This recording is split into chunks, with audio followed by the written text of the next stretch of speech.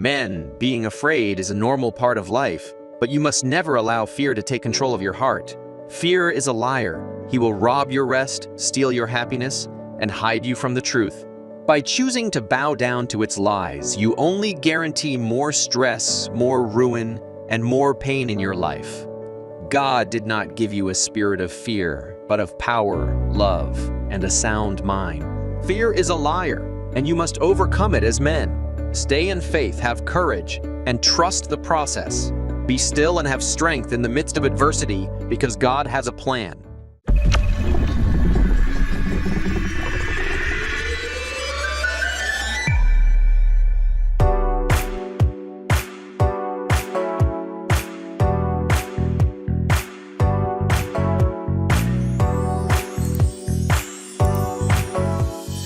Following a fateful bombing mission over Japan during World War II, the B-25 of the United States Army Staff Sergeant Jacob DeShazer crash-landed in China.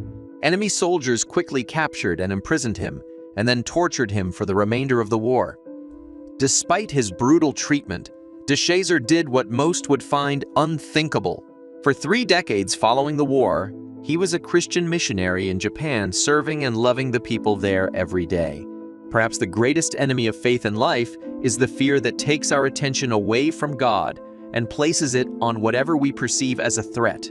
Jacob DeShazer was able to love and minister effectively to his former captors because he had the faith to overcome his fears. His faith empowered him to look past his brutal mistreatment and toward what God had called him to do. Being brave is not the absence of fear. Being brave is having that fear but finding a way through it. Courage is resistance to fear and mastery of fear, not the absence of fear, but the triumph over it.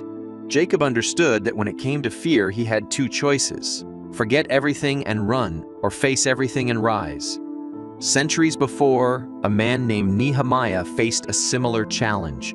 As he served the most powerful king of his time, the Persian ruler Artaxerxes, he had to maintain a sunny disposition at all times so his personal problems would not disturb the king. Failure to do this could result in severe consequences and immediate death. But Nehemiah was downcast and sad because the city where his family and people were from had been demolished and its gates have been destroyed by fire. So when the king asked Nehemiah, "Why are you looking so sad?" this godly man had every reason to be afraid.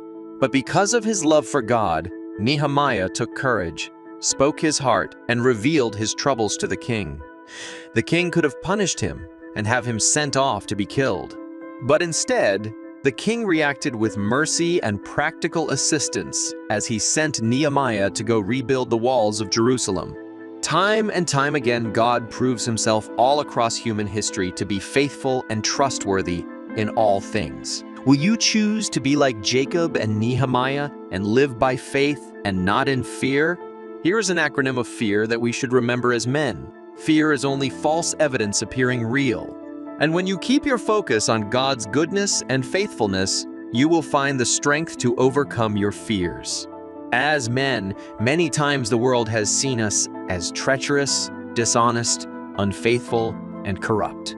And many times men have become those things. But these words must never be said about you.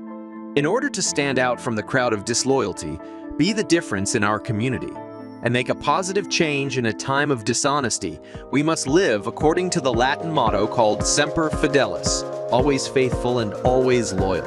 To learn how to be a man of faithfulness, check out our next video.